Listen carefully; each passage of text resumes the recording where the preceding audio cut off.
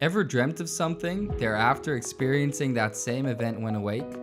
Ever thought of someone, finding that just that person calls you shortly after? Our minds are constantly conjuring thoughts and images. Are these thoughts and images confined to the barrier of our mind, or do they have the power and potential that reaches beyond the limits of our bodies, manifesting in what we call reality? What is reality even? Welcome to Spirosophy, where spirituality and philosophy meet. Let's first take a look at that last question. What is reality? What is the difference between a thought and a table? What is the difference between a dream and reality? Usually, we describe things as being either fake or real. In actuality, everything is real. Otherwise, it wouldn't exist, right? Everything is part of existence. Therefore, thoughts and dreams must be real as well.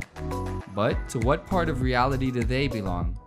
They are not readily touchable and visible, as is the case with the material objects we see around us.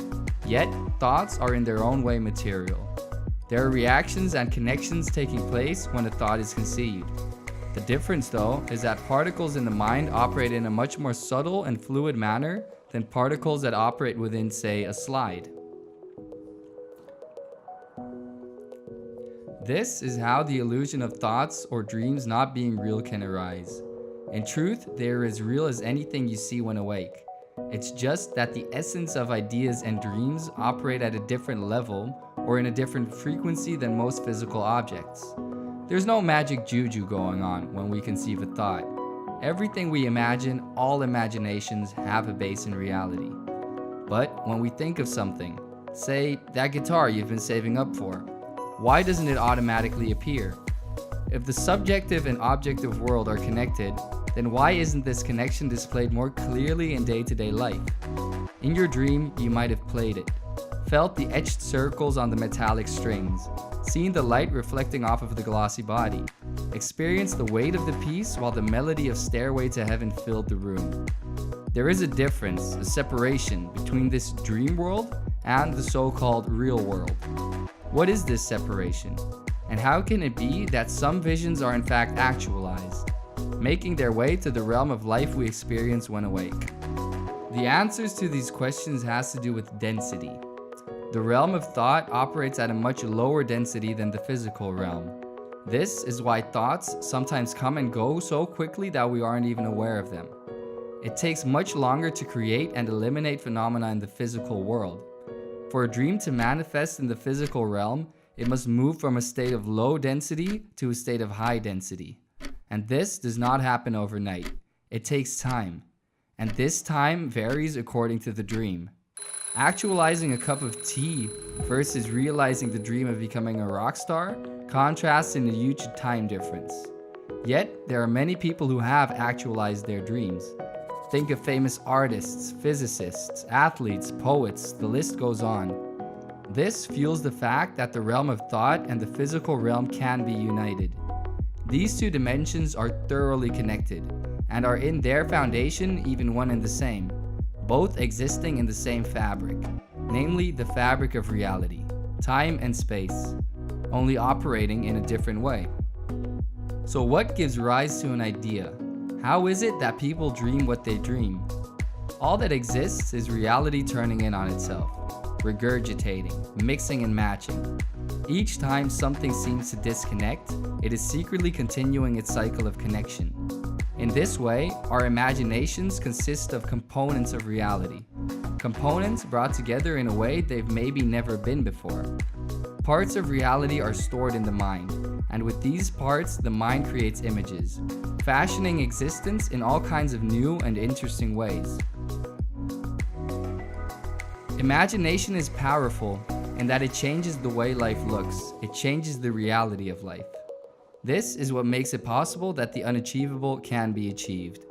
Lucky for us, we have some control over what content we wish to have in our minds.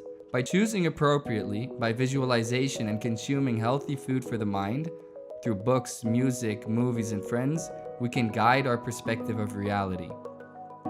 Whatever we focus on and put our energy into is sooner to manifest in our conscious reality.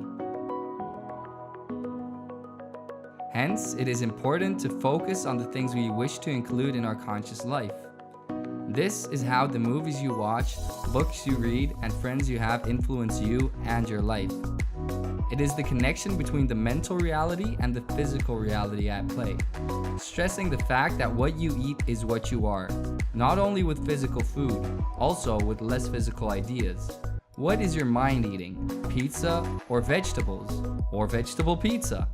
Just as the content of the mind exists of malleable phenomena, so is the content of the physical realm subject to this same malleability. It is this interplay which makes things as they are. Anything you believe or imagine is real, and we can indeed accomplish unimaginable things. If you were to play Flappy Bird in front of a Neanderthal, he would probably not believe his eyes, cursing you with damnation on the accusation of performing your most unholy witchcraft. Not only would LCD and touchscreens shock our predecessors, but so would the internet, a vast invisible network connecting millions of people through molecules in the air. Humans have accomplished extraordinary feats. Just wait for someone to say something is impossible, and in a couple of years, you'll find someone doing it. Just as how Albert Einstein was quoted in the Pittsburgh Post-Gazette, saying there's not the slightest indication that nuclear energy will ever be obtainable. Einstein's skepticism was overtaken.